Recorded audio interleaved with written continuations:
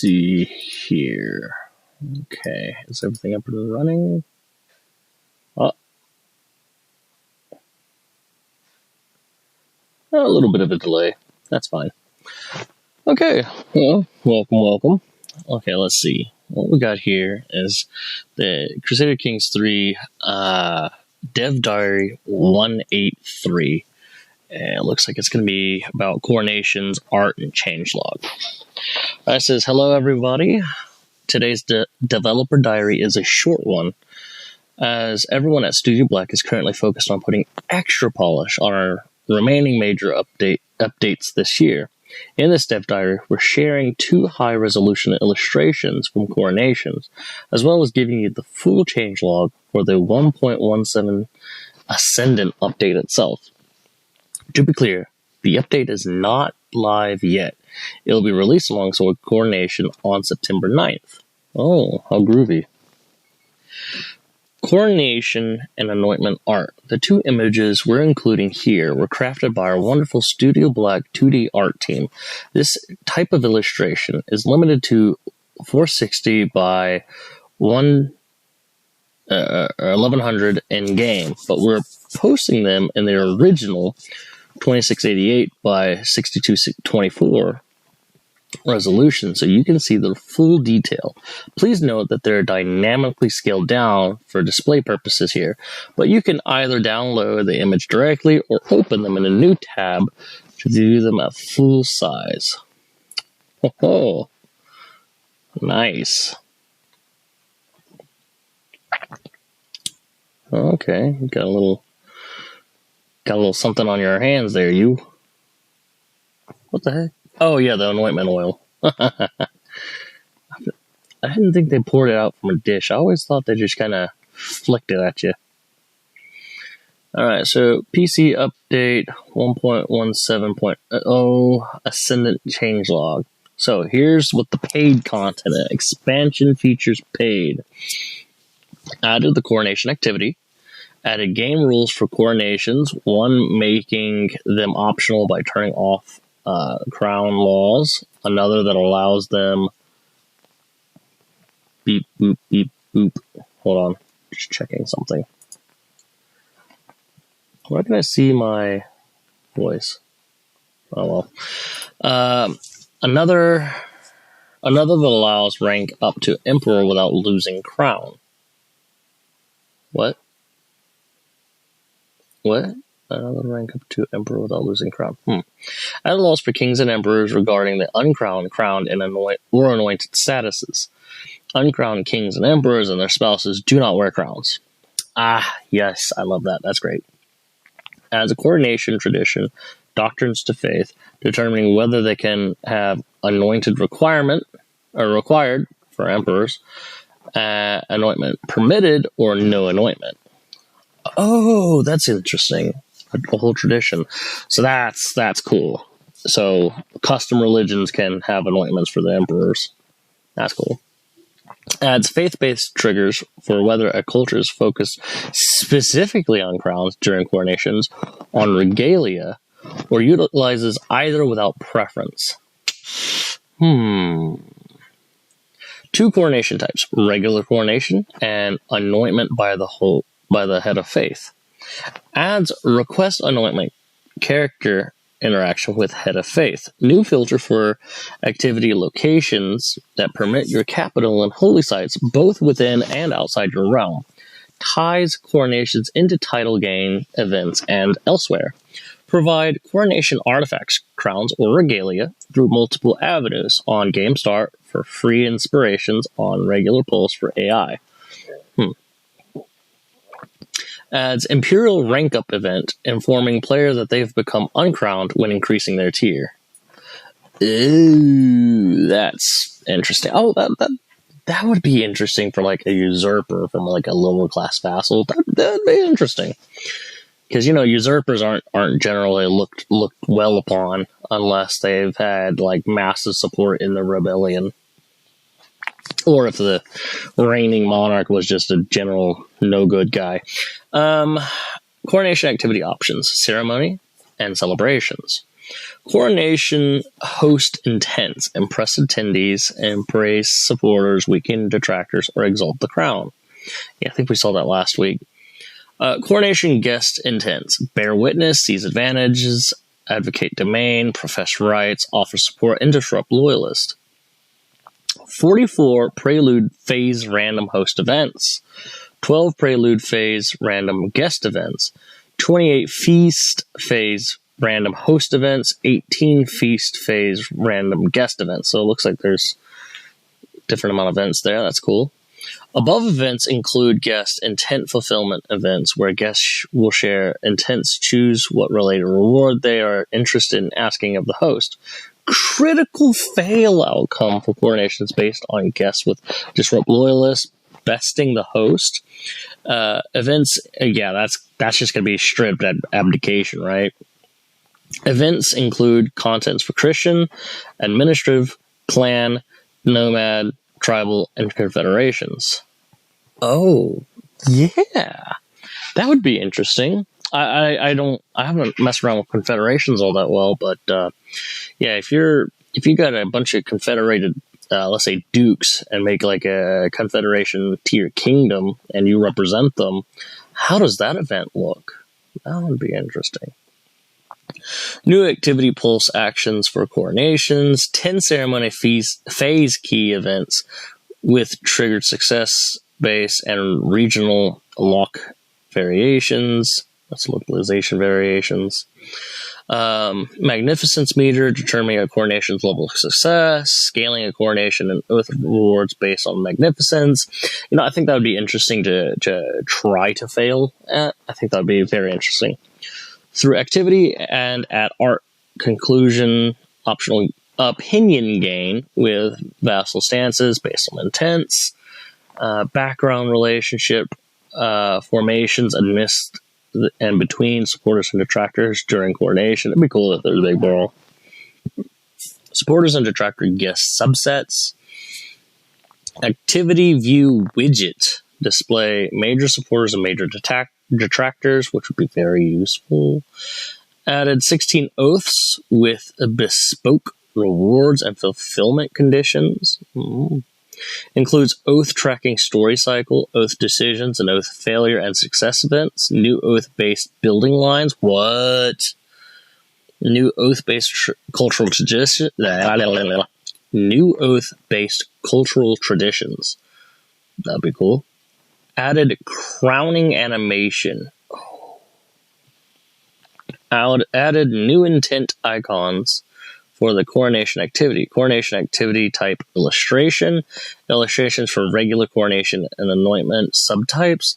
AI behavior adjustments so they will host a coronation ASAP while uncrowned. Oh boy. Yes. So that's all the paid stuff, right?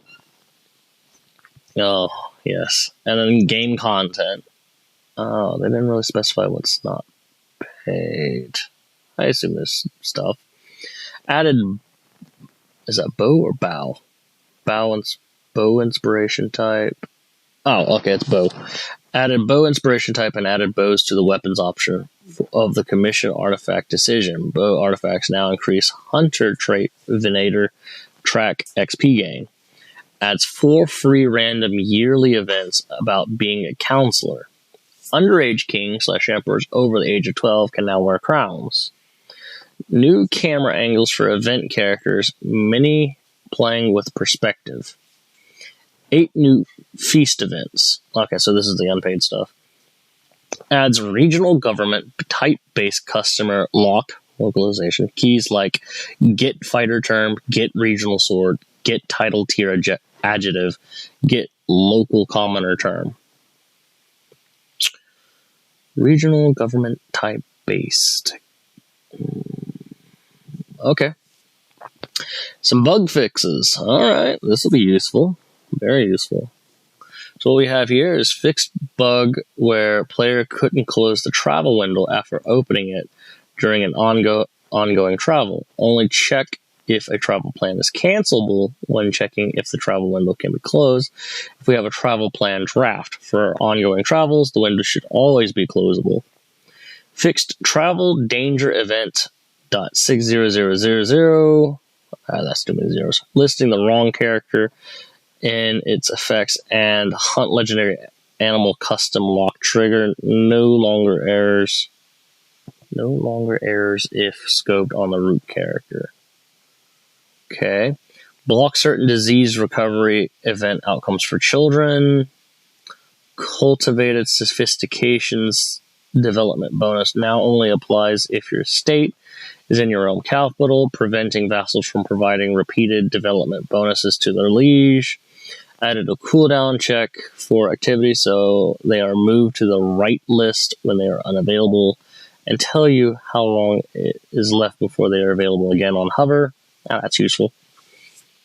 Various fixes to Tsagan Sar feast flavor events. Added non-nomad music tracks to nomad music list to lessen repetition. Oh my god, that would have been tragic. Yeah, I don't exactly have the Nomad DLC yet, but yeah, music lists on repeat do get, that would get under my skin pretty quick. Fixed an issue with mass ransoming, where you would get all your character's money instead of a fixed amount. Oh, that's a shame. Updates, background triggers for more appropriate regional backgrounds, make Holy Site unique background, include generic fallback backgrounds. I feel like there was a lot of back being thrown there. Fix the effects and progression of Paisa Office Nomad Domicile upgrade for the Bardos Stalls Yurt. That was quite a sentence. Fix the effects of Skull Collection Nomad Domicile upgrade for Court Yurt. Fixed edge cases and activity invalidation events. Makes Head of Faith more likely to accept declaration of repentance if you are their liege or top liege. Oh, excellent. That's all we have for today. We'll see you again on Tuesday. Okay. Few takeaways. It looks like their bug fixes in the game content, like the bows, it looks like they're not adding much for the free stuff, but that's fine, and it's just a flavor thing, so there's not really supposed to be a whole lot of free stuff. So it looks like they've already got this ready. It's just they're waiting for the 9th to actually to upload it with the DLC coming out. Okay. Incident changelog, we've already seen quite a few of these things. I do have some questions that, to be honest with you, I'm not going to even have them answered in a couple of days because I won't be able to sadly afford this. But I'll answer them myself in like 6 months. But my questions being, and maybe if I actually get a following, someone will answer it for me. But it looks like when you become an emperor, as long as your tenant says that you can have anointments and stuff like that. Where was it? I think, yeah, it was down here. Let's see. Crowning.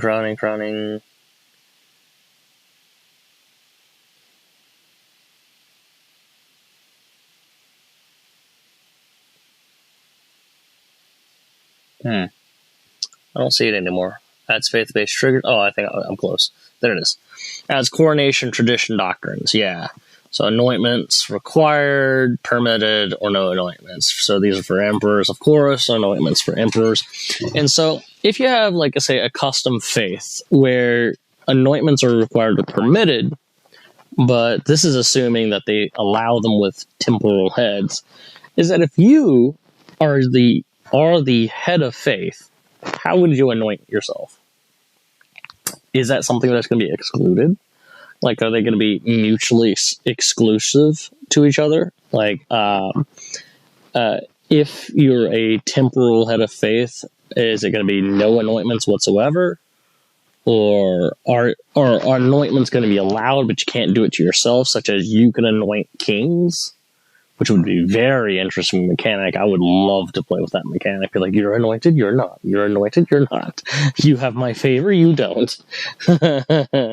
Like, I imagine what they're probably going to do is they're probably going to make them mutually exclusive, such as, hey, you're a temporal head of faith, you're not going to have anointments because, you know, you are the head of faith and you're secular, so you're not really going to anoint anybody.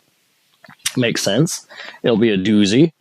And I personally won't like it. I like being able to do stuff, not be, you know, kind of stuck in a corner. But I would understand if they chose this. If they had chose this, I just wouldn't like it. But I would understand, you know, can't really anoint someone if you're not really that, you know, spiritual. That being said, that is a question that I might see if I watch some more CK3 content and it just pops up, or maybe someone in the comment section will answer this for me, or maybe in about 6 months when I'm finally able to pay for this on my own, I might be able to figure it out myself, because I love making custom religions and making a whole story about my dynasty. If I'm not making like just a superpowered dude. Anyway, this is my thoughts on the dev diary that came out today or yesterday. It's been a little bit. 2 days ago. These are my thoughts. This is what they've announced. Well, I'll see you guys in the next one. Bye for now.